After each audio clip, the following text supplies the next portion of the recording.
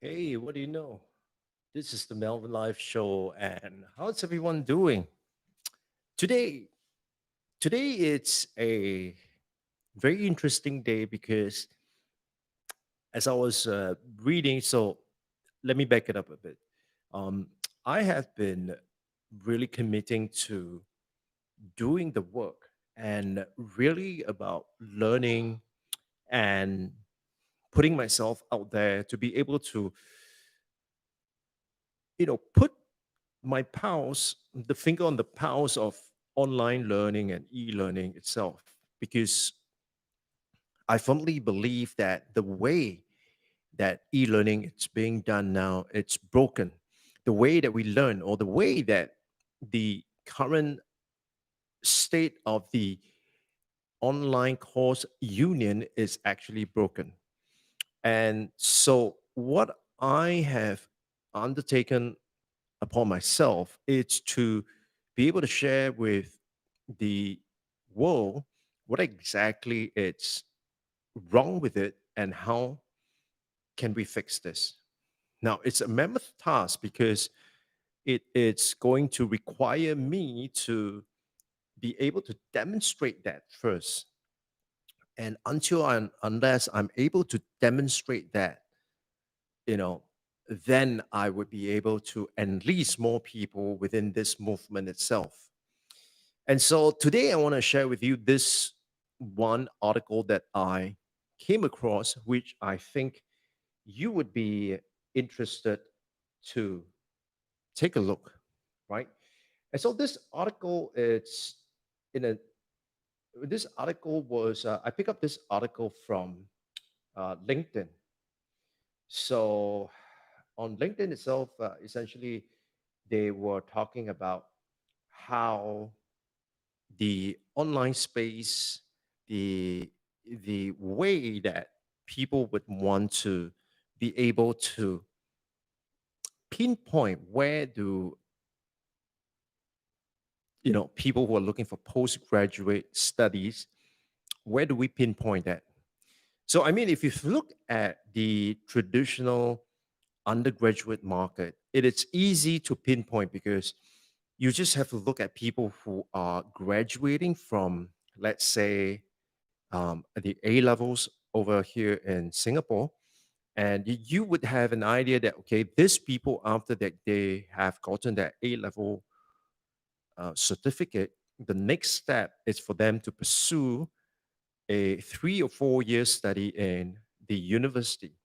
So you know exactly when these people are going to enroll.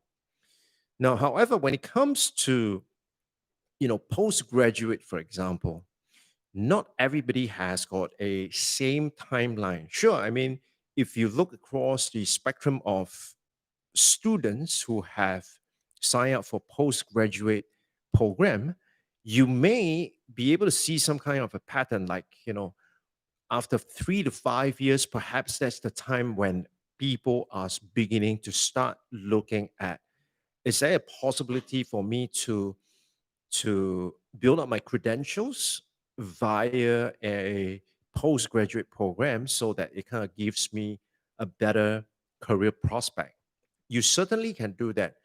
But beyond that itself, it's kind of difficult to pinpoint when any individual is going to go back to school or at least looking at learning.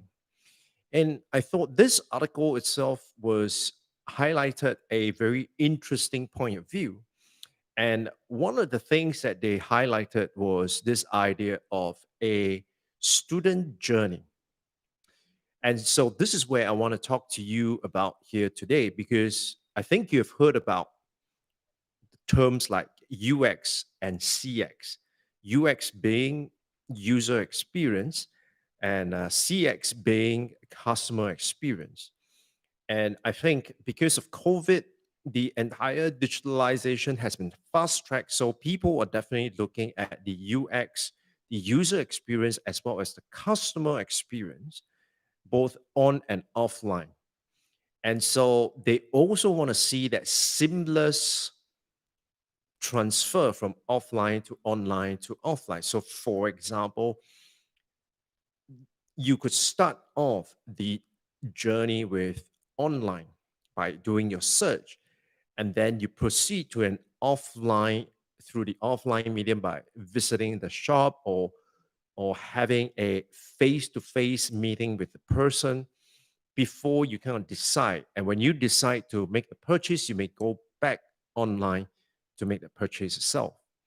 So that in a sense, it's that customer experience. Now, when I saw the article and it talked about the student journey, immediately what came to mind was this idea of a learner experience. So when I talk about learner experience, essentially there are a few things that I would want to share with you. There are four key milestones that you would need to look at. But before I get into that, I would like to share with you, my personal experience with setting up a private educational institution back in the year 2001. So I, together with a few investors, we came up with the idea of establishing a private education institution. And the sole purpose of this institution is to certify professionals as or to certify individuals to become investor relation professionals. So at the point in time in 2001, at least here in Singapore, the people know about public relations, or PR for short. But when you talk about IR, or investor relation, not many people are familiar with that term. Or sometimes people even mistake or use the term investor relation interchangeably with public relations. So the key idea with investor relations is that this individual has got both the knowledge of a financial analyst as well as a public relation person.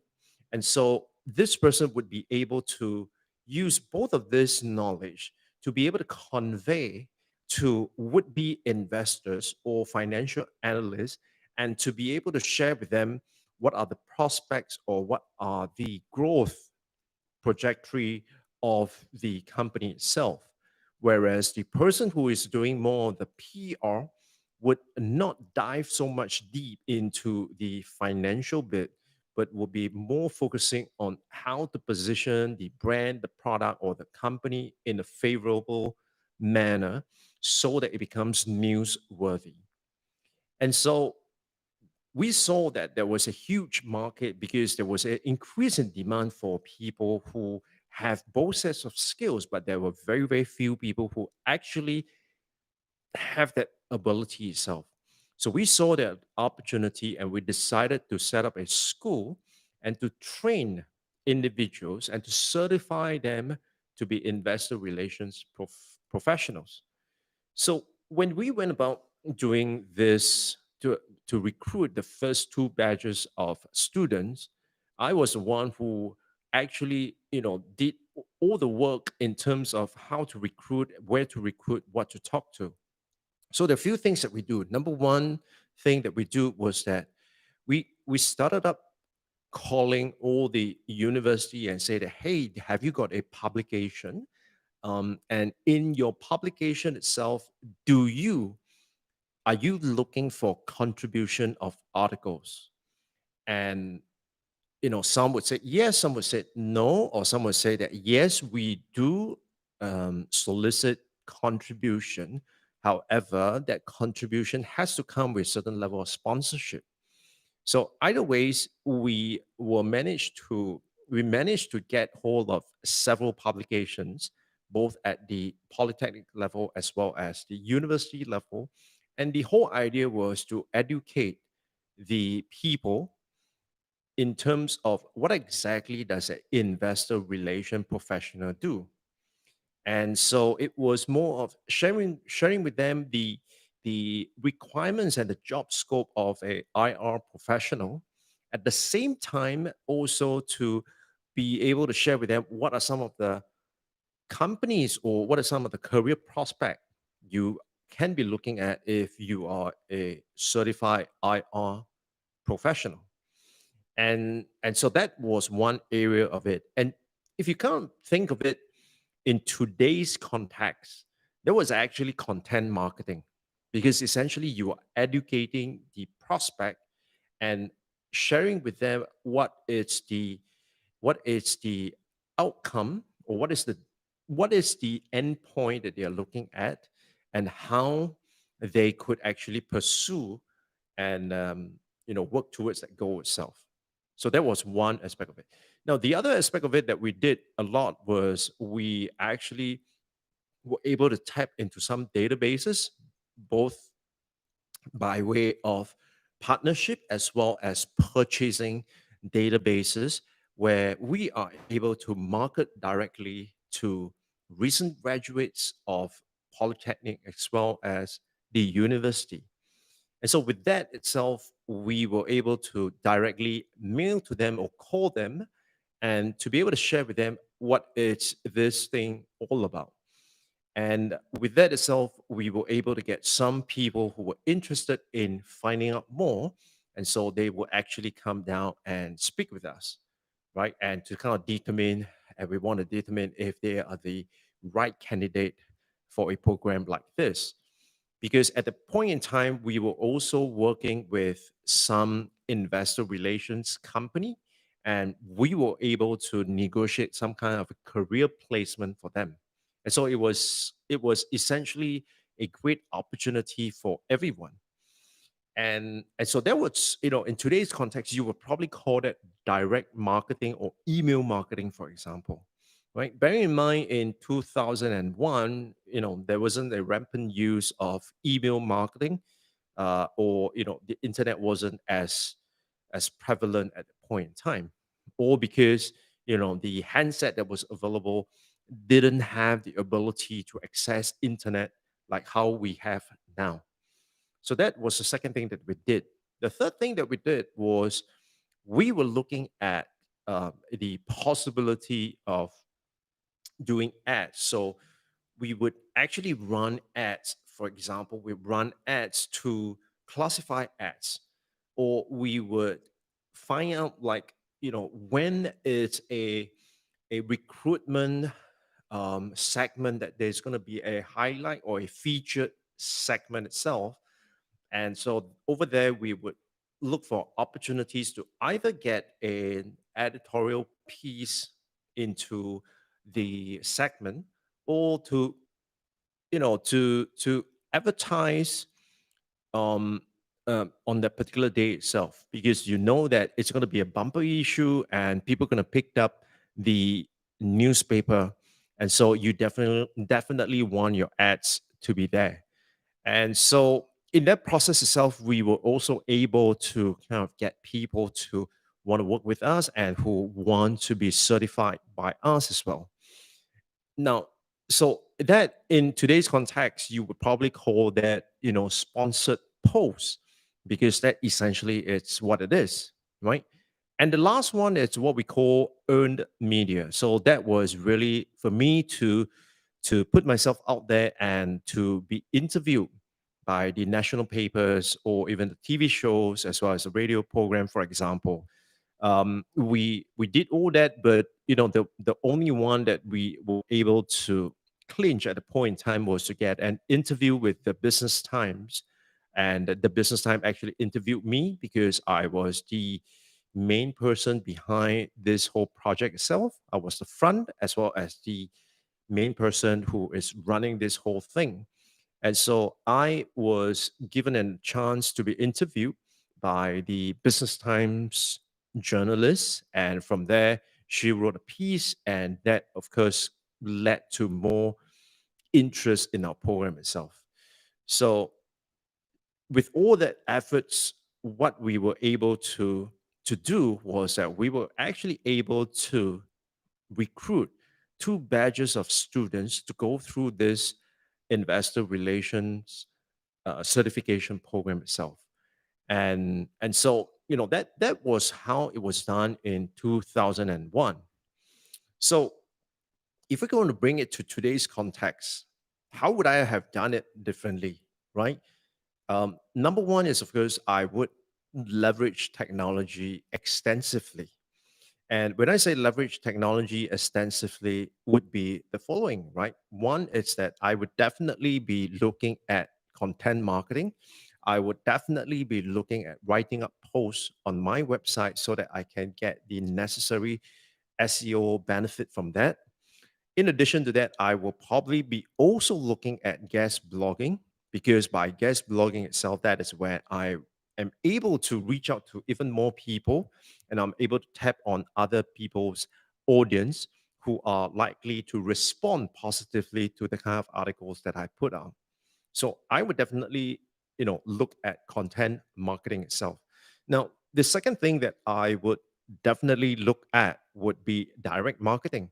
And so direct marketing either via my own mailing list, or to be able to work with another person and to be able to tap into that person's mailing list itself. And so the whole process itself, it's really just to reach out to the very people who have indicated that they are interested in, let's say, the idea of creating online courses. And so this is where I would do it. Now, the third thing that I would do, of course, same likewise, is that I would definitely do some sponsor posts. I would run some ads. And the whole purpose of the ads is to educate the people and to educate my prospective customers, and to let them know that there is actually such a thing there. And finally, of course, I would want to get some earned media, which means I would want to get my views being quoted in certain places that are deemed as authoritative, and preferably to be able to have a link back to my website itself. So that being said, you know I think the whole idea behind this is that what do we do and when? If you look at it, the main approach towards this is that in the consumer space, you would actually talk about a buyer's journey. And in this case here, you will be talking about a learner's journey. So if we start off with the learner itself, because fundamentally, as we design this whole thing, it should be learner centric and not cost centric. So it has to be, learner centric. The whole premise of it has to be focused on that. And so the question we want to have is that what is it that our learners would go through? What is the various stages that the learners would go through in order for them to get acquainted and to get of to get that level of affinity to what we are talking about here. And so the core idea behind this whole thing can be summed up in a very simple framework, which is AIDA. AIDA. So A stands for awareness, And when we talk about awareness, I think many of us seem to assume that the prospect is already aware of that problem. And that couldn't be further from the truth because there could be a group of people who are thinking that, well, this is the best I could have. And so they are not even aware that there is a problem. They do not know that there is a better way of doing things. And so they would even searching, they were just happily living their life, for example, right? And so one aspect of it is really to be able to get them to be aware that there is actually a problem. There is actually something that they could look at so that they could, their desires can be met, or they could have a better way of doing things.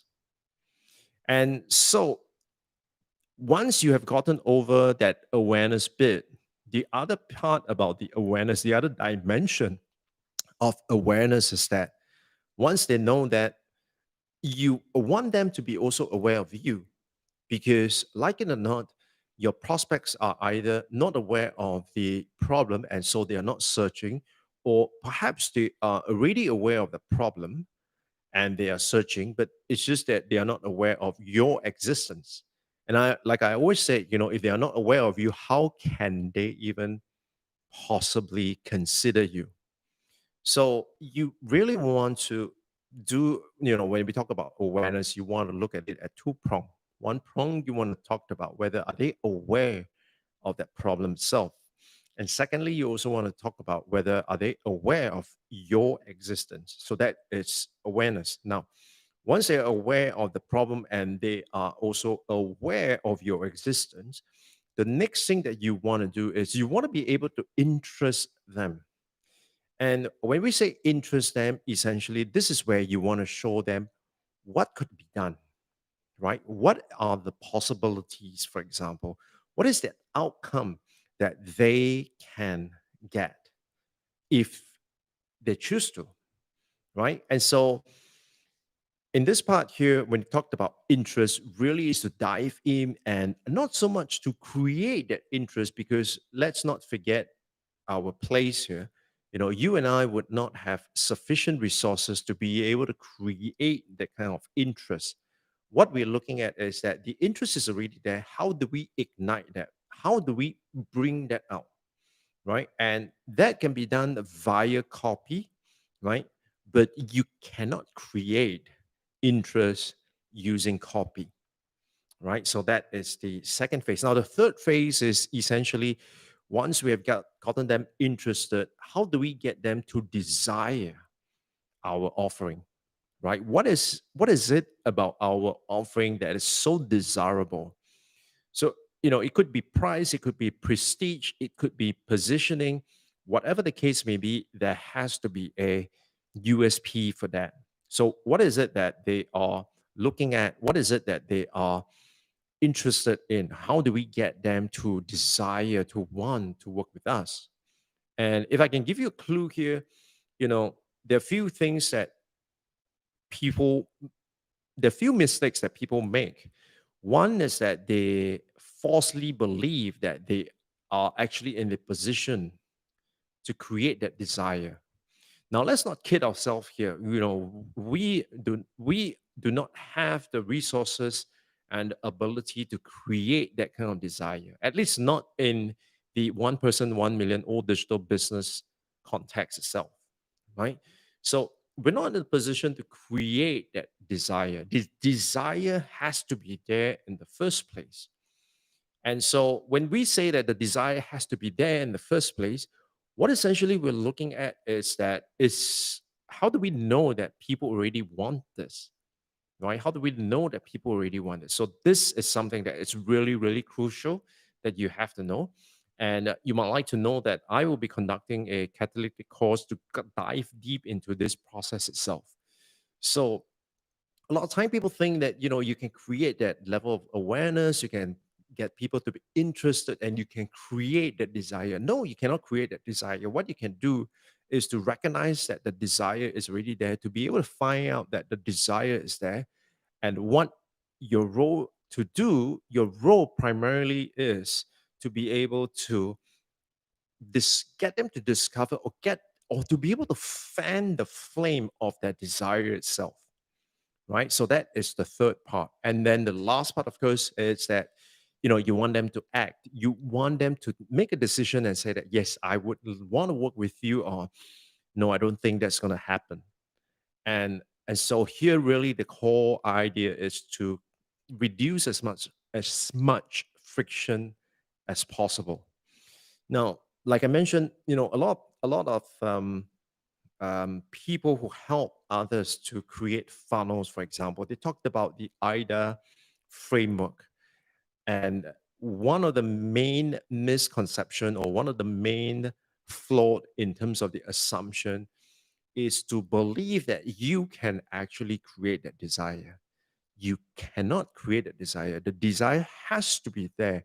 All you need to do is to be able to A, discover that desire, that there is actually a desire there. B, to be able to use words or videos or audio, whatever the case may be, to be able to use that to bring out the desire, to be able to magnify the desire, to be able to make that desire more intense. That is your role, right? And so if you are interested in finding out how you could do that, to be able to intensify, to be able to magnify that desire through visuals work, or in my case here, really the focus is on using video, then definitely you want to check out the catalytic course. So if you are interested in that itself, make sure you leave a comment and say catalytic course. So once you leave that comment itself, I will be able to alert you once the course is out.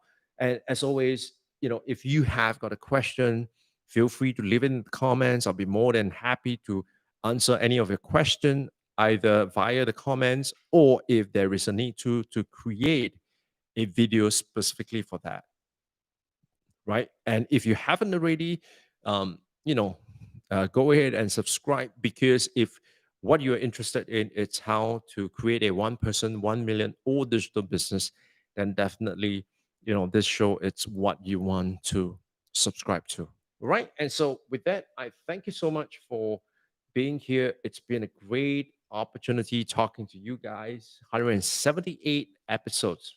Wow.